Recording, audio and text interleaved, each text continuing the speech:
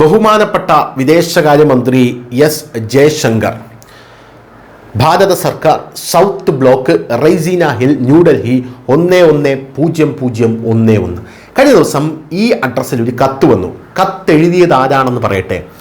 ബലൂച്ച് പ്രതിനിധി, republic of Balochistan state. ഈ ബലൂചിസ്ഥാൻ സ്റ്റേറ്റിൽ നിന്നാണ് ഇന്ത്യക്ക് കഴിഞ്ഞ ദിവസം ഒരു കത്ത് വന്നിരിക്കുന്നത്. എന്താണ് ഈ കത്തിൽ പറയുന്നത്?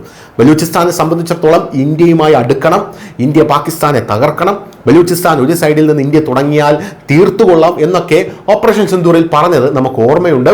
അവർ നിരന്തരം പാകിസ്ഥാനുമായി സ്വാതന്ത്ര്യ സമരത്തിൽ ഏർപ്പെട്ടിരിക്കുകയാണ്. ഇവിടെയുള്ള പല സുഡാപ്പി ചാനലുകൾക്കും അവിടെയുള്ള ഭീകരവാദികളാണ്. എന്നാൽ അവർ നടത്തുന്നത് സ്വാതന്ത്ര്യ സമര പോരാട്ടമാണെന്നാണ് അവർ പറയുന്നത്. കാരണം ബലൂചിസ്ഥാൻ പാകിസ്ഥാൻ അനധികൃതമായി പിടിച്ചു വച്ചിരിക്കുന്ന പ്രദേശമാണ്. ഇത് ഞങ്ങൾക്ക് സ്വാതന്ത്ര്യത്തിലൂടെ വേറൊരു രാജ്യമാക്കി മാറ്റണമെന്നാണ് ബലൂചിസ്ഥാൻ പറയുന്നത്. എന്തായാലും ഈ കത്തിൽ എന്താണ് പറയുന്നത്? ബഹുമാനപ്പെട്ട ഡോക്ടർ ജയശങ്കർ, ബലൂചിസ്ഥാൻ റിപ്പബ്ലിക്കിലെ 6 കോടി ദേശസ്നേഹികളായ പൗരന്മാരുടെ പേരിൽ ഭാരതത്തിലെ 140 വർഷത്തെ ജനങ്ങൾ, പാർലമെന്റിന്റെ ഇരുസഭകൾ, മാധ്യമങ്ങൾ, സിവിൽ സമൂഹമെല്ലാം, ബഹുമാന്യ വ്യക്തികൾ എന്നിവർക്കും 2026 പുതുവത്സരാശംസകൾ നേരുന്നു. നൂറ്റാണ്ടുകളായി ഭാരതത്തെയും ബലൂചിസ്ഥാനെയും ബന്ധിപ്പിച്ചിരുന്ന ആഴമേറിയ ചരിത്ര, സാംസ്കാരിക, വാണിജ്യ, സാമ്പത്തിക, നയതന്ത്ര, പ്രതിരോധ, ബഹുമുഖ ബന്ധങ്ങളെക്കുറിച്ച് ചിന്തിക്കാനും ആഘോഷിക്കാനും ഈ ശുഭകരമായിട്ടുള്ള അവസരം നമ്മൾ വിനിയോഗിക്കണം. നമ്മൾ പങ്കിട്ട പൈതൃകത്തിൻ്റെയും ആത്മീയ ബന്ധങ്ങളുടെയും കാലാതീതമായ പ്രതീകങ്ങളായി നിലകൊള്ളുന്ന ഹിംഗ്ലാജ് മാതാ ക്ഷേത്രം പോലുള്ള പുണ്യസ്ഥലങ്ങൾ നിലനിൽക്കുന്ന ഈ ബലൂചിസ്ഥാനിലെ ബന്ധം നിങ്ങൾക്ക് അനിവാര്യമാണ്. കഴിഞ്ഞ വർഷം ഓപ്പറേഷൻ സിന്ദൂറിലൂടെ മോദി സർക്കാർ സ്വീകരിച്ച ധീരവും ദൃഢനിശ്ചയപരമായിട്ടുള്ള നടപടിയെ ഞങ്ങൾ അഭിനന്ദിക്കുന്നു. പ്രത്യേകിച്ച് പാകിസ്ഥാൻ സൗകര്യമൊരുക്കിയതും പഹൽഗാം ഭീകരാക്രമണത്തിന് മറുപടിയായി പാകിസ്ഥാൻ സൈന്യത്തിനെതിരെ ലക്ഷ്യമിട്ടതുമായിട്ടുള്ള തീവ്രവാദ കേന്ദ്രങ്ങളിലേക്ക് ചരക്ക് കടത്തി. ഈ നടപടികൾ മാതൃകാപരമായ ധൈര്യത്തെയും പ്രാദേശിക സുരക്ഷയോടും നീതിയോടും ഉറച്ച പ്രതിബദ്ധതയും ഞങ്ങൾ കാണുന്നു, അല്ലെങ്കിൽ ഇല്ലാതാക്കുന്നു എന്നാണ് അവർ പറയുന്നത്.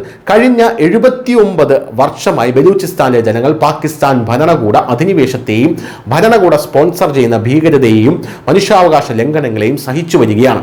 നമ്മുടെ രാജ്യത്തിന് ശാശ്വതമായ സമാധാനവും പരമാധികാരവും ഉറപ്പാക്കിക്കൊണ്ട് ഈ വ്യാധിയെ അതിൻ്റെ വേരുകളിൽ നിന്ന് തുടച്ചു നീക്കേണ്ട സമയം അതിക്രമിച്ചിരിക്കുന്നു. ബലൂചിസ്ഥാനിലെ ജനങ്ങളുടെ പേരിൽ സമാധാനം, സമൃദ്ധി, വികസനം, വ്യാപാരം, പ്രതിരോധം, സുരക്ഷാ, ഭാവിയിലെ ഊർജ്ജ വെല്ലുവിളികൾ, മറഞ്ഞിരിക്കുന്ന ഭീഷണികൾ ലഘൂകരിക്കാൻ എന്നിവ ഉൾക്കൊള്ളുന്ന സൗഹൃദം, വിശ്വാസം, പരസ്പര താൽപ്പര്യങ്ങൾ എന്നിവ വളർത്തിയെടുക്കുന്നതിൽ ഇന്ത്യക്കും അതിൻ്റെ സർക്കാരിനും ഞങ്ങളുടെ അചഞ്ചലമായ പിന്തുണ ഞങ്ങൾ വീണ്ടും ഊന്നി പറയുകയാണ്. സ്പഷ്ടവും പരസ്പര സഹകരണം സ്വീകരിക്കേണ്ടത് കാലഘട്ടത്തിൻ്റെ ആവശ്യമാണ്. ഭാരതവും ബലൂചിസ്ഥാനും നേരിടുന്ന ഭീഷണികൾ യഥാർത്ഥവും ആസന്നവുമാണ്. അതിനാൽ നമ്മുടെ ഉഭയകക്ഷി ബന്ധങ്ങൾ ഇതുപോലെ സാരവത്തതായും പ്രായോഗികമുള്ളതുമായിരിക്കണം എന്നാണ് ബലൂചിസ്ഥാൻ പ്രതിനിധി എഴുതിയിരിക്കുന്നത്. പാകിസ്ഥാനും ചൈനയും തമ്മിലുള്ള തന്ത്രപരമായിട്ടുള്ള ബന്ധം വഷളാകുന്നത് വളരെ അപകടകരമാണെന്ന് ബലൂചിസ്ഥാൻ റിപ്പബ്ലിക് കാണുന്നു.